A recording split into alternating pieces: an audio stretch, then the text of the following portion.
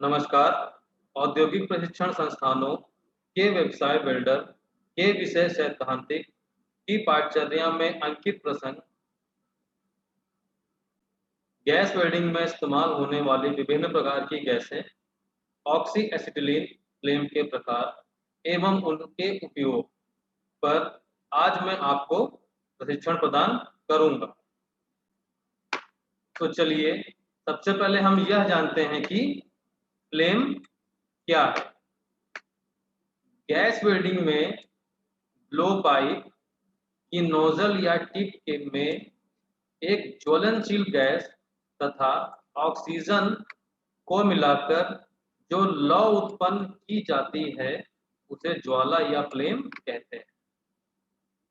Flame के द्वारा जो ताप उत्पन्न होता है उसके द्वारा धातुओं को पिघलाया जाता है। तो हमने क्या जाना कि गैस वेल्डिंग में हम दो गैसों का इस्तेमाल करते हैं। एक जो होती है वह होती है हमारी ज्वलनशील गैस और दूसरी होती है सहायक गैस।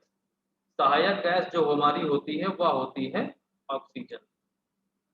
ज्वलनशील गैस और ऑक्सीजन गैस के मिश्रण को हम अपनी जो ब्लो पाइप होती है, जो हमारी वेल्डिंग टॉर्च होती है गैस वेल्डिंग में, उसकी टिप पर हम जलाते हैं। उससे उत्पन्न होने वाली ज्वाला लौ, जो हमारी ये लौ बन रही है, जैसे आप चित्र में देख सकते हैं, जो यह लौ बन रही है, हम इसे ही फ्लेम कहते हैं।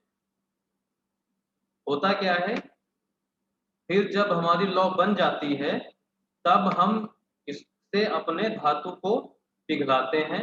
अब हम पिघला करके चाहें तो उसकी कटिंग भी कर सकते हैं और उसकी वेल्डिंग भी कर सकते हैं।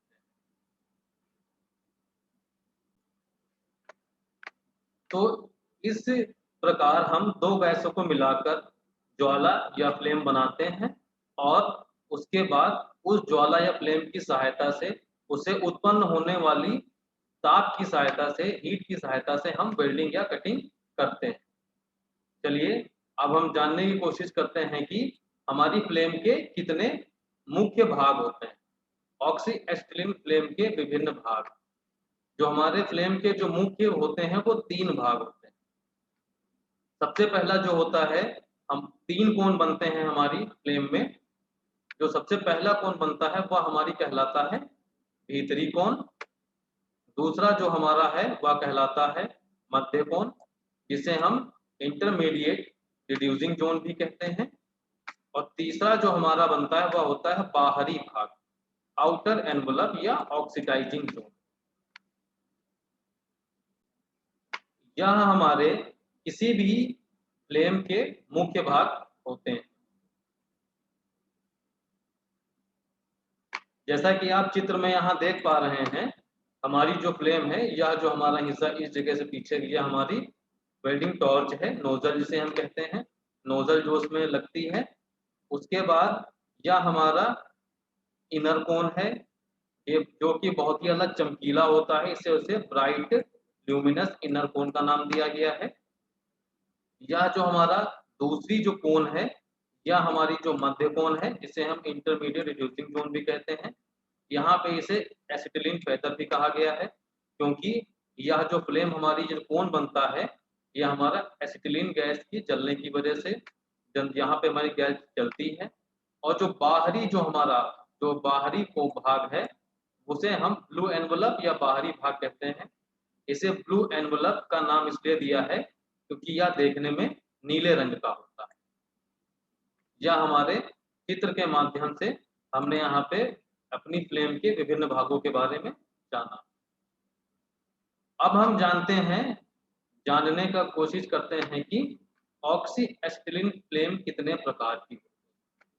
जो हमारी फ्लेम होती है वह तीन प्रकार की होती है। पहली होती है न्यूट्रल फ्लेम, जिसे हम बैलेंस फ्लेम भी कहते हैं। दूसरे प्रकार की जो फ्लेम हम बनाते हैं वह होती है कार्बोराइजिंग फ्लेम। और तीसरे प्रकार की जो फ्लेम होती है वो होती है ऑक्सीडाइजिंग फ्लेम। इन फ्लेमों के यह नाम क्यों पड़े, इनको इन नामों से ही क्यों बुलाया जाता है, इसका हम जो स्पष्टीकरण है वह आगे देखते हैं। जो हमारी पहली जो फ्लेम है वह है न्यूट्रल फ्लेम। न्यूट्रल फ्लेम को न्यूट्रल फ्लेम क्यों कहते हैं, चलिए जानते हैं।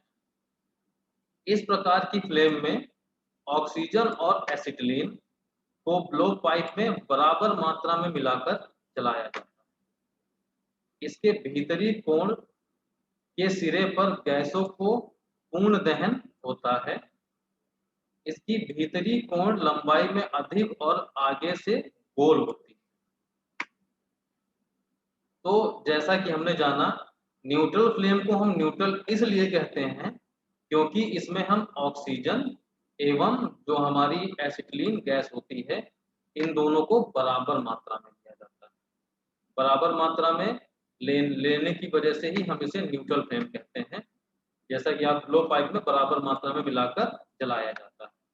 इसका जो भीतरी कोण है, उसके सिरे पर गैसों का पूर्ण दहन हो जाता है। इसमें जो हमारे कोण बनते हैं न्यूट्रल फ्लेम में, हमारे दो ही कोण बनते हैं, एक भीतरी कोण और एक बाहरी कोण।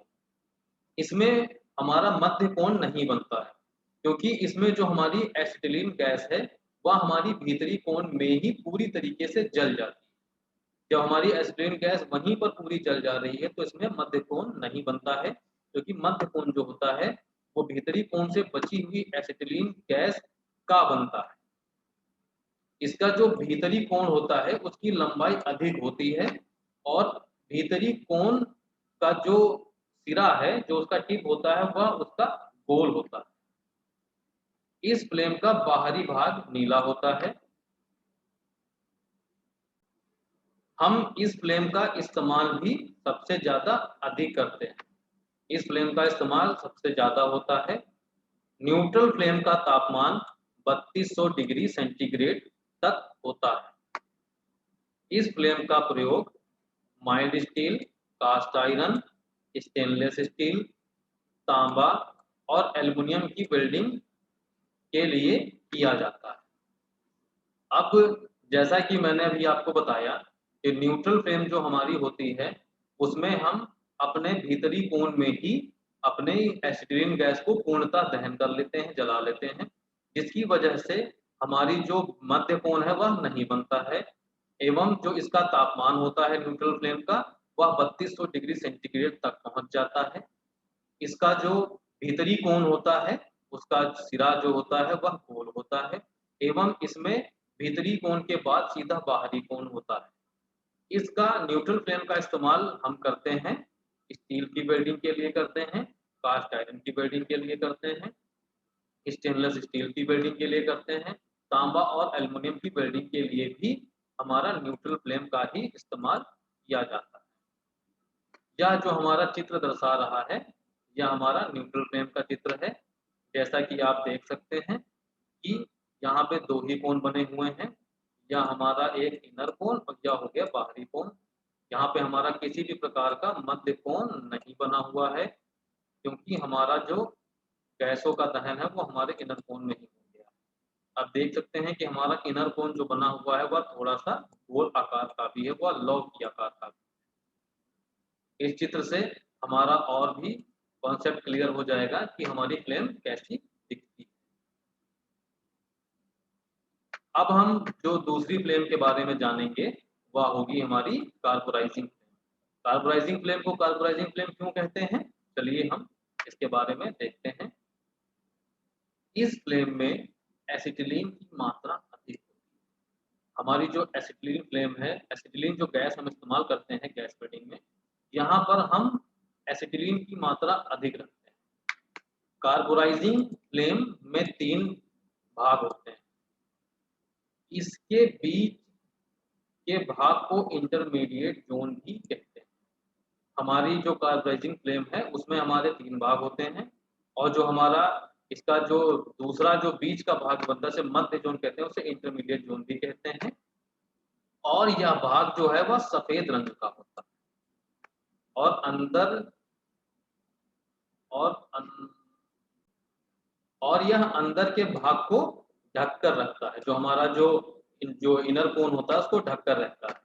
इसके जो बीच का भाग है उसकी लंबाई जो है वो हमारे एसिटिलीन की मात्रा पर निर्भर करती है। इस फ्लेम का तापमान हमारा 3100 डिग्री सेल्सियस का होता है। इसका प्रयोग हम हार्ड फेसिंग के लिए तथा फ्लेम क्लीनिंग के लिए किया जाता है।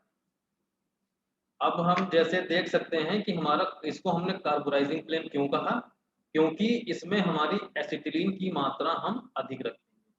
अधिक रखेंगे का मतलब यहाँ पर है कि यदि हम ऑक्सीजन 1 भाग ले रहे हैं तो हम अपनी जो एसिटिलीन फ्लेम है उसको 2 भाग लेंगे, 1 से ज़्यादा ही लेंगे। नहीं तो यहाँ पे अगर हम 1 भाग ऑक्सीजन के साथ 1 भाग एसिटिलीन ले लेंगे तो हमारी वह न्यूट्रल फ्लेम बन जाएगी। तो हम यहाँ पे क्या करेंगे, अपनी एसिटिलीन की मात्रा अधिक रखेंगे। जब हम एसिटिलीन की मात्रा अधिक रखेंगे तो जो फ्लेम की उत्पत्ति होगी वह जो होगी वह हमारी कार्बोराइजिंग फ्लेम कहलाएगी। कार्बोराइजिंग फ्लेम में हमारे पारंपरिक तौर पे जो 3 कोण बनते हैं वह बनते हैं।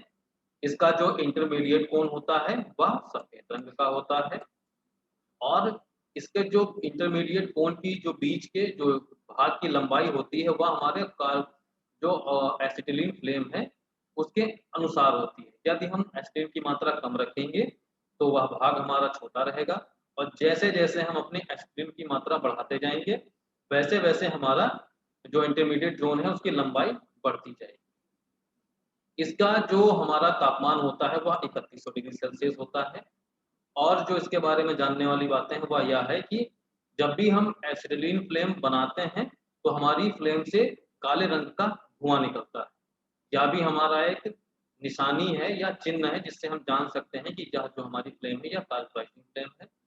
उसके अलावा जब भी हम कभी भी अपनी जो ब्लो पाइप होती है जब भी हम उसमें पहली बार उसको स्पार्क करेंगे तब हमारी कार्बोराइजिंग फ्लेम ही निकलती है। इसका कारण यह है कि हम जब फ्लेम बनाते हैं तब सबसे पहले हम अपनी एसिटिलीन गैस को खोलते हैं। एसिटिलीन गैस को खोल करके हम उसमें स्पार्क लगाते हैं। उसमें तो जो हमारी पहले बनती है गैस वह कार्बोराइजिंग जो फ्लेम पहले बनती है वह कार्बोराइजिंग फ्लेम ही होती है। उसके बाद जब हम फ्लेम बन जाती है तब हम ऑक्सीजन की मात्रा को धीरे-धीरे बढ़ाते रहते हैं और जिस प्रकार की हमें फ्लेम बनानी हो उसको हम बनाते हैं। यदि हमें कार्बोराइजिंग फ्लेम की ही ज़रूरत है तो ऑक्सीजन की मात्रा बढ़ा करके इतनी कर लेते हैं कि उसमें से धुआं कम हो जाए। यदि हमें न्यूट्रल फ्लेम की आवश्यकता है तब हम उसको अपने न्यूट्रल जो मात्रा है एसिटिलीन के उसके बराबर कर देते हैं। ऐसा करने से हमारी जो फ्लेम है वह हम सेट कर सकते हैं। अब हम जानते हैं कि कार्बोराइजिंग फ्लेम का हम इस्तेमाल कहाँ-कहाँ करते हैं। कार्बोराइजिंग फ्लेम का हम इस्तेमाल करते हैं हार्ड फेसिंग के लिए। हार्ड फेसिंग करने के लिए हम कार्बोराइजिंग फ्लेम का इस्तेमाल करते हैं। उसके अतिरिक्त इसका प्रयोग हाई कार्बन स्टील, एल्युमिनियम या अलॉय स्टील की वेल्डिंग के लिए किया जाता है। तो जैसा कि हमने देखा कि कार्बोराइजिंग फ्लेम किसे कहते हैं और इसका इस्तेमाल हम कहाँ करते हैं। यह जो हमारा चित्र है इसे देख सकते हैं कि यह हमारा कार्बोराइजिंग फ्लेम का है। अब इसमें जैसे कि हम पहला हमारा जो इनर कोन है या हमने बताया था यह व्हाइट रंग का होता है और इसमें हमारा इंटरमीडिएट कोन भी बन रहा है और आउटर कोन भी बन रहा है। इसमें हमारे तीनों कोन देखने को नजर आ रहे हैं। हमारी जो कार्बोराइजिंग फ्लेम होगी वह इसी प्रकार की बनेगी। अब हम अगली जो गैस जो फ्लेम का प्रकार जानने की कोशिश करते हैं वह है ऑक्सीडाइजिंग। चलिए जानते हैं ऑक्सीडाइजिंग फ्लेम क्या होगी। इसमें ब्लो पाइप से निकलने वाली गैसों में ऑक्सीजन की मात्रा अधिक होगी। इसमें जो भी हम वेल्डिंग करते हैं, जो भी हम फ्लेम की जो गैस बनाते हैं, इसमें हम अपनी ऑक्सीजन की मात्रा बढ़ा देते हैं। इसके पहले हमने कौन सी फ्लेम बनाई थी? वह थी हमारी कार्बोराइजिंग फ्लेम। अब कार्बोराइजिंग फ्लेम में हमने क्या किया था? उसमें एसिटिलीन की मात्रा अधिक थी, लेकिन जो हमारी ऑक्सीडाइजिंग फ्लेम होगी उसमें हम ऑक्सीजन की मात्रा अधिक रखेंगे। जैसे कि नाम ही बताता है ऑक्सीडाइजिंग मतलब ऑक्सीजन की अधिकता। जब ऑक्सीजन हमारी अधिक होगी तब हम ऑक्सीडाइजिंग फ्लेम कहेंगे उसे। यह फ्लेम न्यूट्रल फ्लेम की तरह होती है। अंतर सिर्फ इतना है कि इसका भीतरी कोण छोटा और तेज नुकीला होता है। यह हमारी जो होती है वो न्यूट्रल फ्लेम की तरह ही होती है। इसमें ऑक्सीजन की मात्रा अधिक होती है।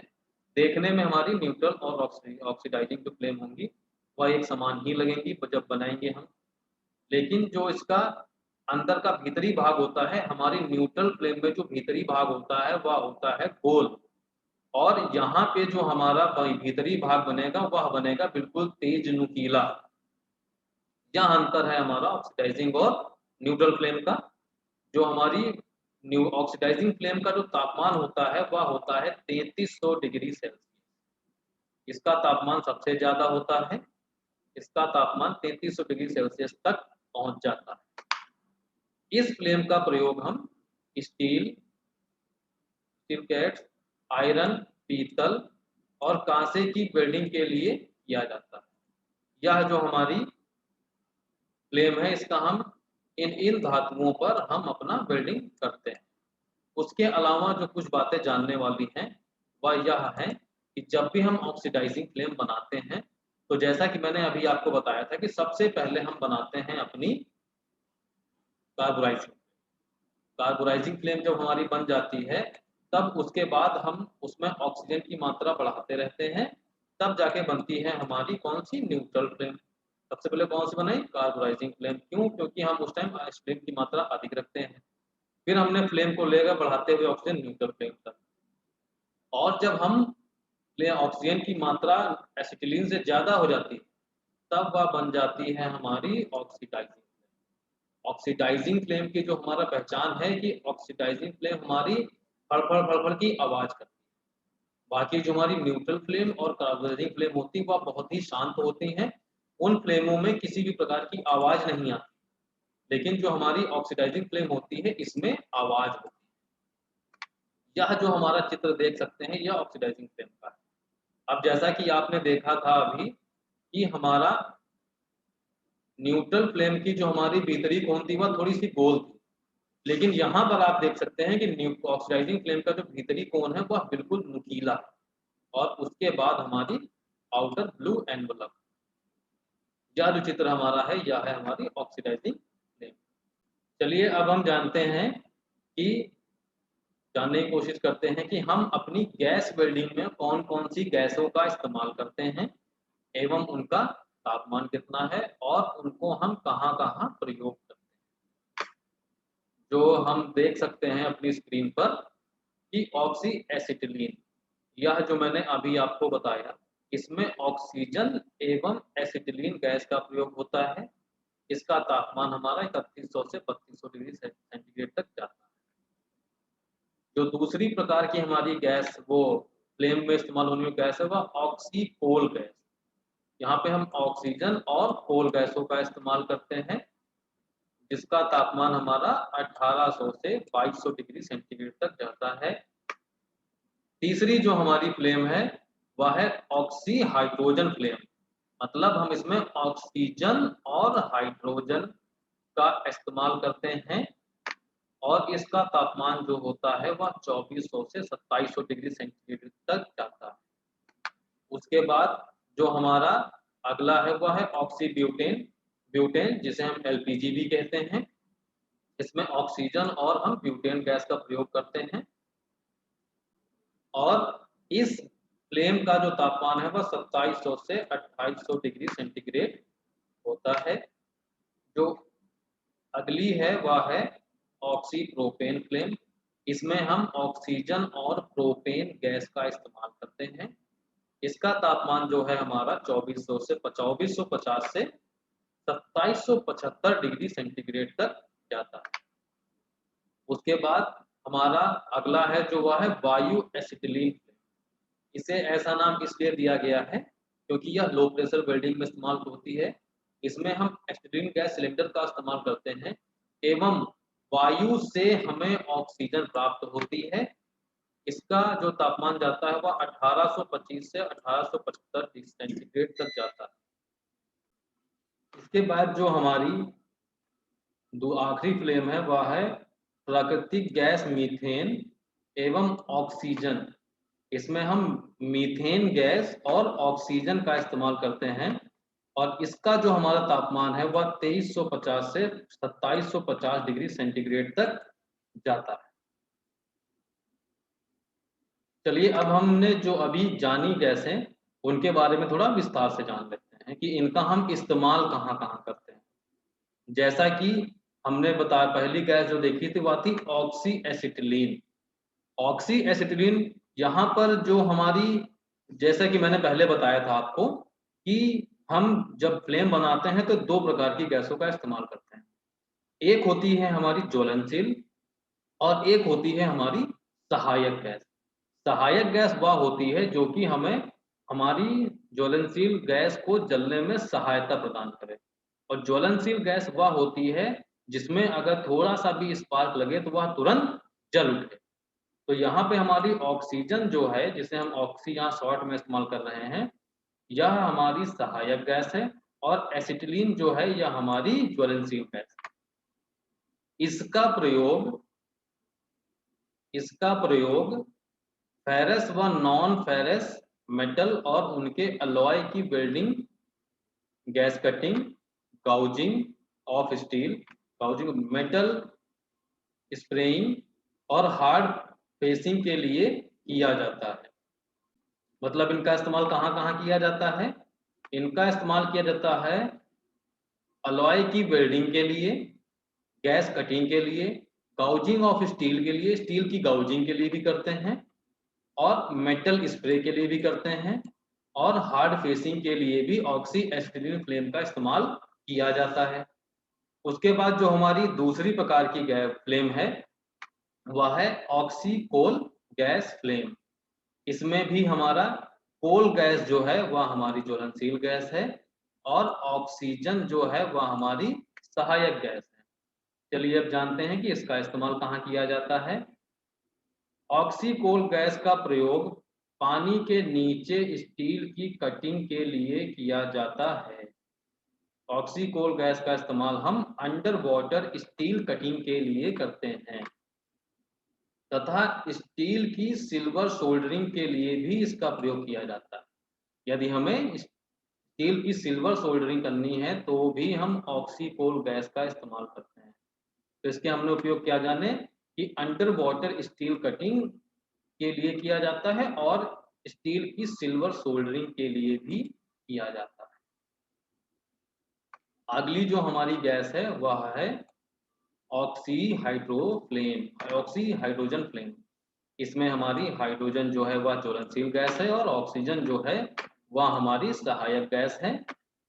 इसका प्रयोग पानी के नीचे स्टील की गैस कटिंग के लिए व स्टील की ब्रेजिंग तथा स्टील की सिल्वर सोल्डरिंग के लिए किया जाता है। जैसा कि हमने देखा कि इसके पहले जो हमारी ऑक्सी कोल गैस थी उसके भी यही उपयोग थे, और ऑक्सी हाइड्रोजन फ्लेम के भी यही उपयोग है। होता क्या है कि कई गैसें जो हैं वो एक दूसरे का अल्टरनेटिव की तरह काम करती हैं। यदि हम हाइड्रोजन गैस नहीं है तो हम कोल गैस का इस्तेमाल कर सकते हैं, यदि कोल गैस नहीं है तो हम हाइड्रोजन गैस का इस्तेमाल कर सकते हैं।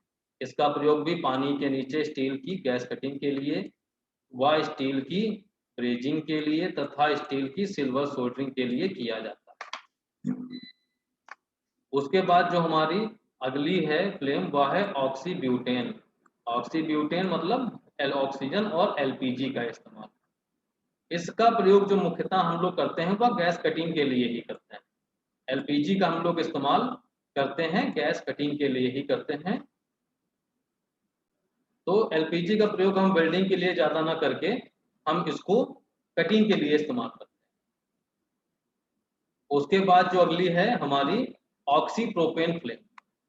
इसका प्रयोग जो हम करते हैं वह स्टील की कटिंग के लिए इसका भी प्रयोग करते हैं। इसका प्रयोग भी हम कटिंग के लिए ही ज़्यादातर करते हैं। उसके बाद जो अगली है वह हमारी है वायु एसिटिलीन फ्लेम। ये हमारी low pressure acetylene gas welding है। इसका प्रयोग हम सोल्डरिंग, ब्रेजिंग, धातुओं को गर्म करने व लेड बर्निंग के लिए किया जाता है। इसका भी हम बहुत ज़्यादा प्रमुख तौर पर इस्तेमाल नहीं करते हैं। इनके हम सोल्डरिंग या ब्रेजिंग के लिए इस्तेमाल करते हैं। वहाँ पे हम सिर्फ और सिर्फ हम पर अगर हम एस्पिरिन गैस का हमारे पास सिलेंडर या कैन हो तो हम ब्रेजिंग कर सकते हैं। उसके लिए जो सहायक गैस चाहिए वह हमें वातावरण में मौजूद हवा से मिल जाता है, इसलिए हमें यहाँ पे अलग से ऑक्सीजन ले करके चलने की आवश्यकता नहीं।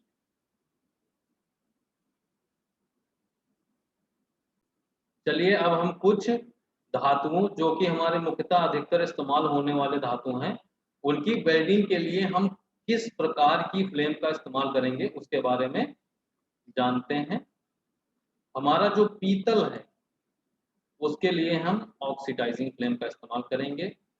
उसके बाद एल्युमिनियम, माइल्ड स्टील, तांबा, इनके लिए हम इन सभी के लिए हम अपना न्यूट्रल फ्लेम का इस्तेमाल करते हैं। जैसा कि मैंने आपको शुरुआत में ही बताया था कि न्यूट्रल फ्लेम का इस्तेमाल हम बहुत ज़्यादा करते हैं। स्टेलाइट जो हमारा धातु होता है उसके लिए हम कार्बोराइजिंग फ्लेम का इस्तेमाल करते हैं और स्टेनलेस स्टील और कास्ट आयरन के लिए भी हमारी न्यूट्रल फ्लेम ही इस्तेमाल होती है। जैसा कि आपने देखा, यही जो धातु हैं जो कि हम रोजमर्रा के धातु जिंदगी में देखते हैं, इस्तेमाल करते हैं, और इन सभी की वेल्डिंग के लिए हम देखिए क्या क्या, पीतल के लिए ऑक्सीडाइजिंग और स्टेलाइट के लिए कार्बोराइजिंग, उसके अलावा एल्युमिनियम, माइल्ड स्टील, तांबा, स्टेनलेस स्टील और कास्ट आयरन, इन सभी के लिए हमने यहाँ पे न्यूट्रल फ्लेम का ही उपयोग किया है। तो अब हम आ गए हैं अपने प्रशिक्षण के सारांश पर।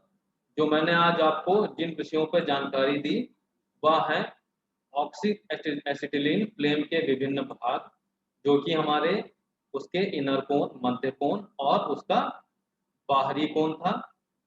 उसके बाद ऑक्सी एसिटिलीन फ्लेम के विभिन्न प्रकार, कितने प्रकार की फ्लेम होती है आज हमने उनके बारे में जाना।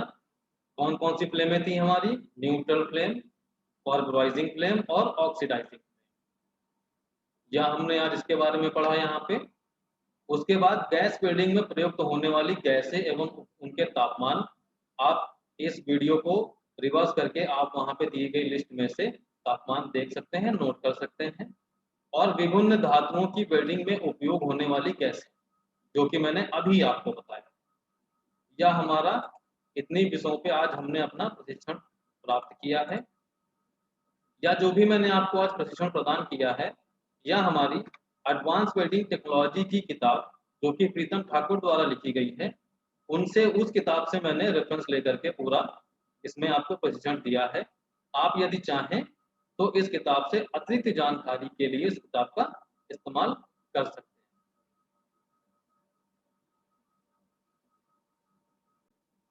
आज मैंने आपको गैस वेल्डिंग या कटिंग में इस्तेमाल होने वाली विभिन्न प्रकार की गैसों के बारे में, ऑक्सी एसिटिलीन फ्लेम के प्रकार एवं उन्हें उनके उपयोग पर आज मैंने आपको प्रशिक्षण प्रदान किया है। आशा है कि आपको यह प्रशिक्षण भविष्य में मददगार साबित होगा।